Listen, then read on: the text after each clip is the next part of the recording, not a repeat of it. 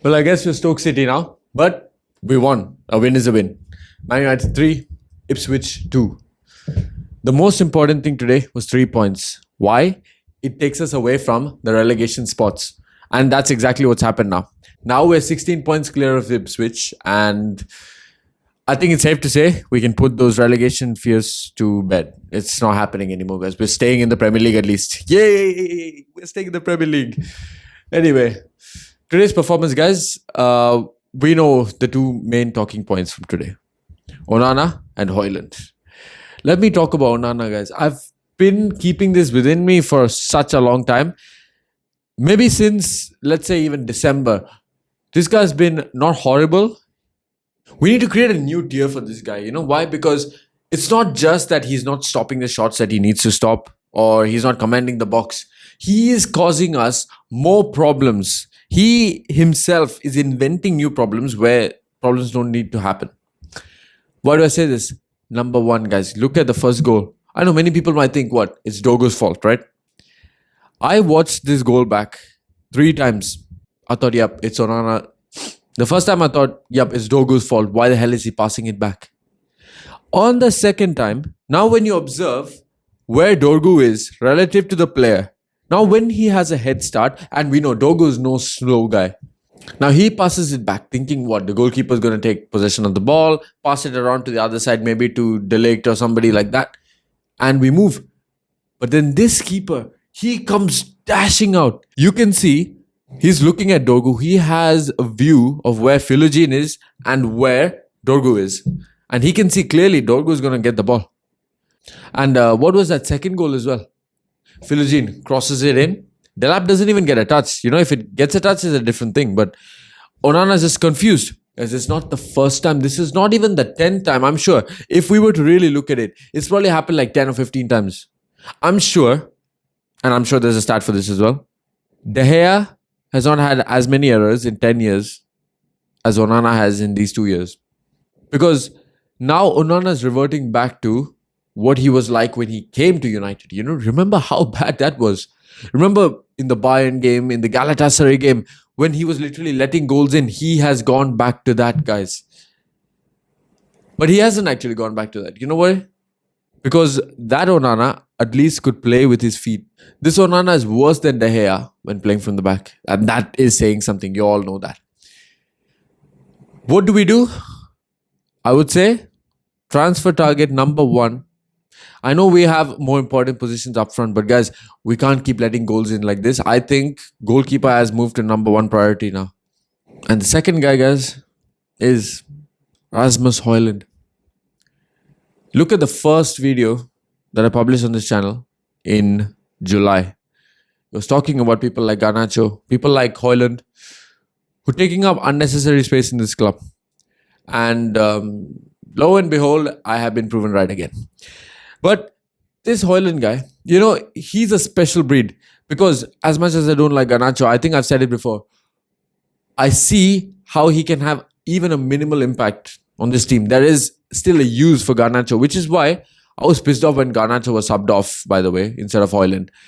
But you always see that there is a role. Even in Mason Mount, guys. I know he's been injured too much, but even in Mason Mount, there's a role for him in this team. Højlund, on the other hand, guys, this might be the worst performance, and this is saying something. This might be the worst performance I've seen from Højlund in a United shirt. And that's saying something. The fact that we do not start either Eriksen or we do not even start an academy player. Even, I don't think Chido Obi was amazing against Everton. He just did his job. But why not just start him over Rasmus Højlund? Because literally, I mean this, you cannot do worse than Højlund is doing at this moment. Because he's not running the channels. He's not making runs to score goals. You guys know what I'm going to talk about. You know the chance where Euro cut back and he literally left the defender for dead. So now he's through on goal. And instead of taking the shot, Højlund then suddenly just leaves the ball. And you're thinking, brother, if you smack it there, we probably score. And then he lets that go. And remember, I think it's 3-2 at that point. If he scores that one, we probably seal the game right there. 4-2, game over. But this guy proving again and again that he's a big liability. Guys, I don't care how much it is, 20 million, 10 million, just ship this guy out. But of course, it's not going to be as easy as that, because you know why? Scouts have eyes as well. Other people see the same thing that we do. And apparently, United are leaking out that they cannot sell Hoyland. Then what do we do? To our luck, just hope that somebody, maybe Napoli, opts to swap Osimhen for Hoyland. Because we might get a small discount on Osimhen. I think we're dead set on going for Osimhen. So, if we're going to get Osimhen anyway, you might as well get a discount on him by trading him with Hoyland. So, it's a 2-in-1. Let's talk about the other one. Let's talk about Joshua Zirkzee. Another player everybody was going for. At the start, when he came in, people were saying, this guy is fat, this guy's lazy, he's not good enough, he can't keep hold of the ball, what does he offer? He's at 9.5. Now, you see what his role is. What is it? I'm going to tell you guys what his role is. So, he is a striker. You might say, shouldn't strikers score goals? Don't think of a striker in the mold of Harry Kane. Don't think of a striker in the mold of Suarez. Think of a striker in the mold of Bobby Firmino. Think of a striker who is going to facilitate your wingers and your 10s to score. When you have lethal finishers around you, the closest we have to that is Ahmad. Zirkzee in that 9 is the best. Is the best you can get. Like, I'm talking about, you look across Europe, you can't find many strikers of Joshua Zirkzee's profile, let alone his ability. Even his biggest haters can't say anything anymore. It's just like, okay, he works his socks off. But it's not just about works his socks off. You're putting him under the category of a Rasmus Højlund or a Garnacho or even a Mason Mount. Like, he works his socks off, so we should applaud that. Just look at the way that he keeps creating chances. The way he gets the ball, yes, sometimes his first touch can be off. But you know, when he has those silky dribbles, he gets through defenses and he makes sure that space is created. Or he spots a space when it's created. When we have Dorgu running through, Zirkzee is there to pass to him. If Bruno's running through, Zirkzee is there to service him. Mazraoui down the right flank, Zirkzee is there to pass him through.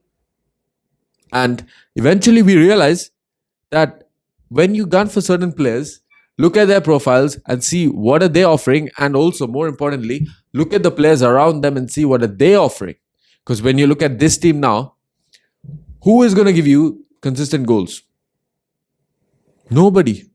And I mean, probably Bruno is our best asset at the moment. Apart from Bruno, is there anybody you can guarantee would get a goal or an assist every other game at least? Not in this team, no. So you're down to just one player that Zirkzee can rely on. And then you think people would expect Zirkzee should score. But this is where profiles come into this game, guys. Certain players are creators. Certain players are finishers. Now, what happens if you drop Osimhen into this team, for example, instead of Zirkzee? If you drop Osimhen into this team, you are expecting a team who are not creators, who are not finishers, to now service Osimhen. Because we know today, right? This game, once again, guys, surprise, surprise, is on the players. It's not on Amorim.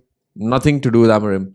All 3 goals, set pieces. That's why I called us Stoke at the start. We are Stoke City FC, but you know what? I don't care.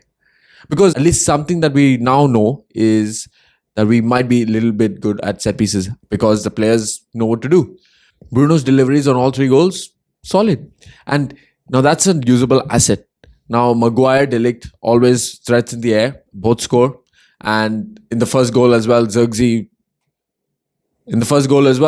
causes some trouble. Maguire is there, De Ligt is there, Bruno's proper cross, and Morsi scores an own goal.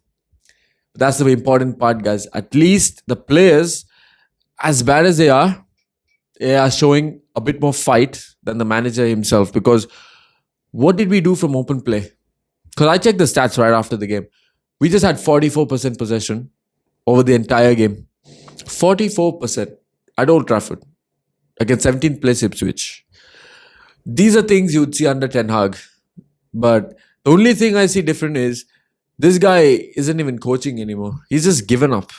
Or he may be trying to coach and this is his level. And maybe we have found his level. We have found Amorim's level and it's not particularly high. So, you know, when people are already starting to say Amorim out, think about why they might be saying Amorim out. See, it's not like Ten Hag where he's an unlikable guy and where we don't want him to succeed either. I would love Amorim to succeed even from this point.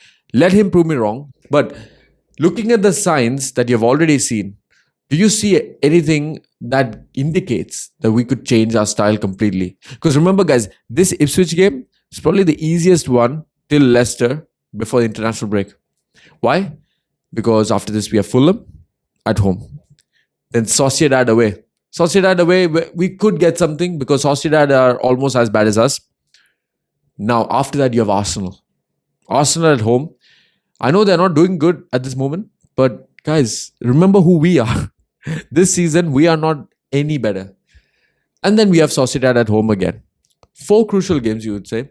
Arsenal is probably the least important.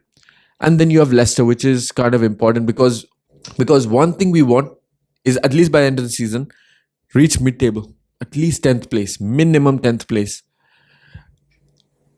Is it looking likely? Not so much. But we need points where we can get them. Now, all we need to do is put all our eggs into the FA Cup and the Europa League. Arsenal game, we drop all our big players. That's what I'm saying. Will we do that? Probably not, because we'd still think, oh, Arsenal's a big game.